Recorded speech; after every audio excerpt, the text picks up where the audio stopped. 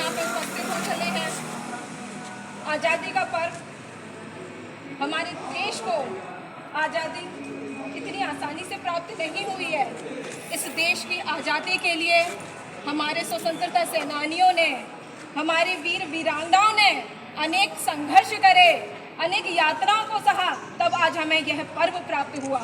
उल्लास का पर्व है, हर्ष का पर्व है। आपके अंदर तो आज इतना उत्साह और जोश होना चाहिए कि आज हमें यह आज़ादी मिली, यह पर्व हमें प्राप्त हो चुका है। मात्र 23 वर्ष की आयु में भगत सिंह, सुखदेव, राजगुरु, ऐसी क्या उनके अंदर ऊर्जा कार्य करती थी कि परिवार से भी ज्यादा प्रिय था इस देश की माटी के लिए उन्होंने अपना सब कुछ त्याग करके सिर्फ इस देश के लिए अपना सर्वज्ञ न्यौछावर कर दिया कि इस मेरा देश का युवा, इस मेरे देश की पीढ़ी आगे निकल करके आएगी और इस देश के लिए कार्य करेगी। और अंतिम क्षणों पर भी सिर्फ एक शब्द कह करके गए थे कि अब तुम्हारे हवाले वतन साथियों। इस देश के लिए ही सब कुछ छोड़ करके गए थे। और आज हमारे युवा क्या कर रहे हैं?